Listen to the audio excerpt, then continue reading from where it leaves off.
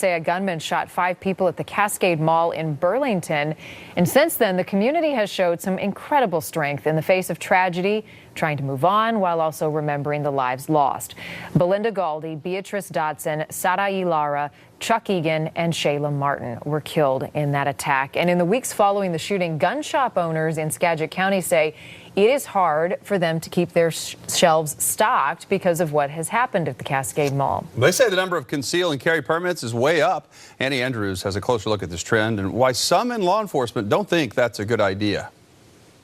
It's the perfect storm for gun sales, an election year, hunting season, and a mass shooting. They're on the fence, and then when something like that happens, it pushes them over the edge. It may be hard to believe, but since the Cascade Mall shooting, conceal and carry permits are up.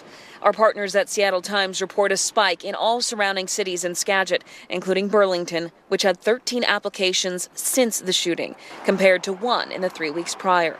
Cedro-Woolley, there were 12 in one day, setting a record, and 16 in Anacortes, 8 times their average. Way too many people hear something like this, and they go out and they get their concealed weapons permit, and they go and they buy a handgun, and they never shoot it, or they shoot it once. And that is not a good scenario. That's not something they should be doing. Although numbers are up, so is education. Jessica Merlino owns Guns and Lace. She trains women to conceal and carry safely. We usually do about 1 a month. We're doing 3 in October. At 10 women a class, that's 30. She calls it a great sign, a change to what some may have seen in the past. The consumer is looking to educate themselves first, and rather than having just a knee-jerk reaction and buy a firearm. I think that is the biggest thing after the events of last Friday, is the awareness of what is possible. Gun shop owners say their sales are strong. At Skagit Shooting Range in Burlington, they're double what they typically would be post-shooting. Right. It's all come to a head. Straight tells me for every new customer coming in, there's a question. Are you willing to pull the trigger if you have to? You have a huge responsibility, and you need to understand that, and when it's appropriate, and what it's for, and why.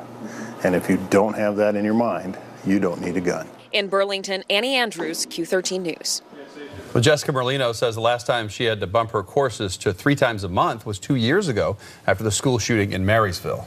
Got a lot of people's attention. In the wake of the Cascade Mall shooting, the police chief in Anacortes says Skagit County law enforcement agencies are seeing a spike in concealed carry applications as well as gun purchase background checks. In other words, more people want guns. 5 people were killed by a gunman at the mall last month. Anacortes Police Chief Bonnie Bowers says rising gun interest is normal.